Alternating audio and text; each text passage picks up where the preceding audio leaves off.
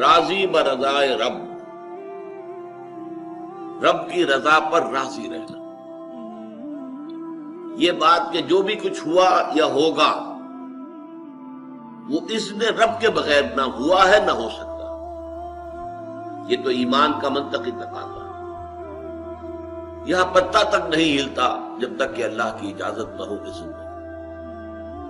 تو جو کچھ ہوا اللہ کی اجازت سے ہوا، خواہ اس میں درمیان میں کتنے ہی عوامل آ گئے ہوں. کسی نے اٹھا کر آپ کو پتھر مارا، لیکن یہ پتھر آپ کو نہیں لگ سکتا تھا اگر اللہ نہ چاہتا. پتھر مارنے والے کا عمل اپنی جگہ ہے، لیکن آپ کو اس پتھر کا لگ جانا جو ہے یہ بغیر اذن رب نہیں ہے.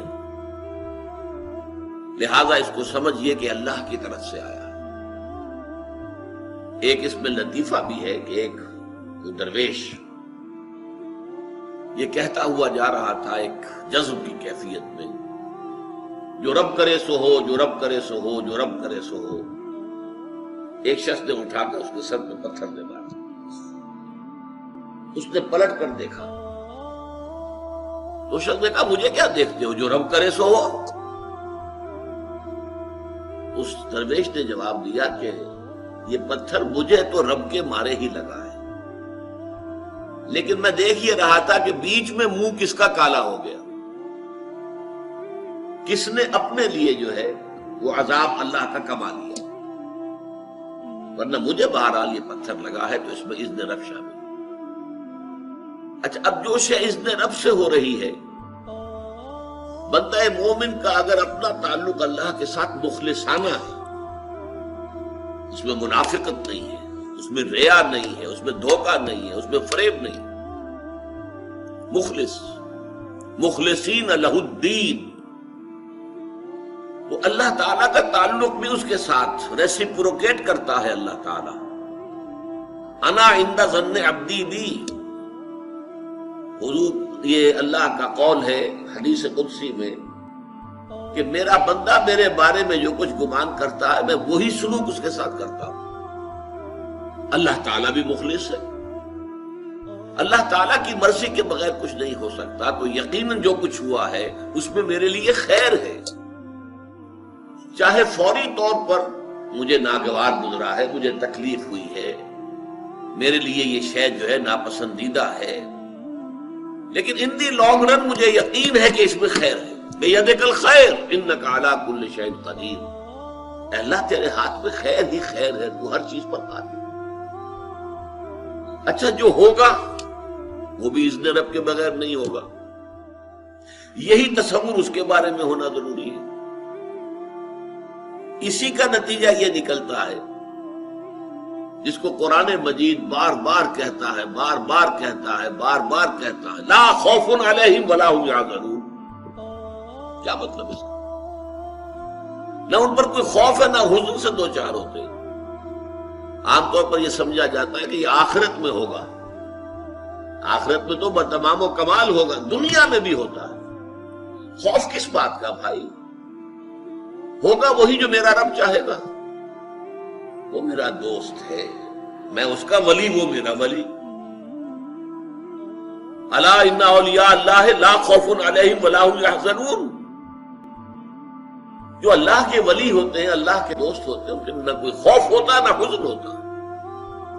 خوف کس بات کا؟ ہوگا وہ جو اللہ چاہے گا، اور جو کچھ اللہ چاہے گا اس میں کوئی نہ کوئی خیر ہوگا، چاہے فوری طور پر مجھے نظر نہ آئے.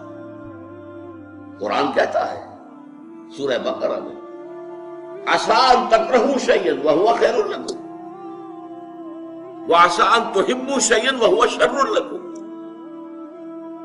عین ممکن ہے کہ تم کسی چیز کو ناپسند کرو درحالے کہ اسی میں تمہارے لیے خیر ہو،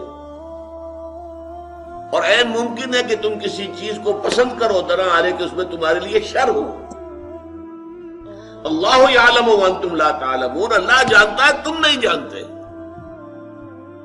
تم افعال و اعمال و احوال و واقعات کے ظاہر کو دیکھتے ہو، اس سے متاثر ہو جاتے ہو. اس کے پردے میں کیا مشیت اذنی ہے، کیا ارادہ خداوندی ہے، اس کے پشت پر کیا چیز ہے جو اللہ تعالیٰ کو مطلوب ہے، یہ ہمیں نظر نہیں آتا. We are short sighted. ہماری نگاہ جو ہے بس کچھ دور تک جاتی ہے، اس سے آگے نہیں جاتی.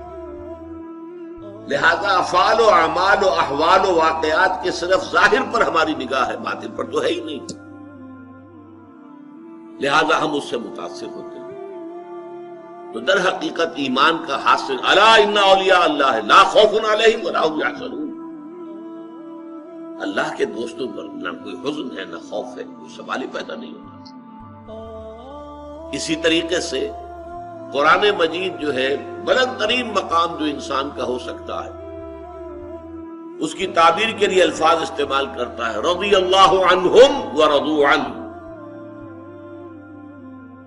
اللہ ان سے راضی ہو گیا، وہ اللہ سے راضی ہو گئے. یہ باہمی رضامندی ہے، دو طرفہ. دو طرفہ اللہ کے ساتھ تعلق ہوتا ہے، دو طرفہ تعلق ہوتا ہے. تم اللہ سے محبت کرو گے، اللہ تم سے محبت کرے. تم اللہ کے ساتھ مخلص ہوگے، اللہ تعالیٰ تمہیں واقعتاً اپنا مخلص بندہ بنا لے گا.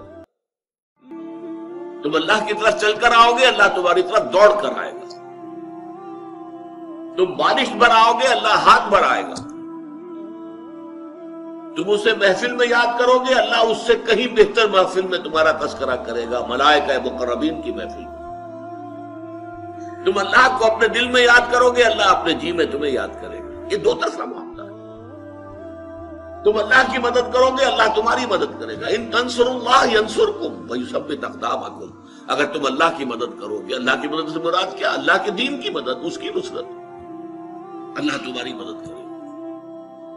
یہ رضی اللہ عنہم ورضوا عنہ سورہ مائدہ میں بھی آ رہا ہے، سورہ توبہ میں، سورہ مجادلہ میں، سورہ بینہ میں.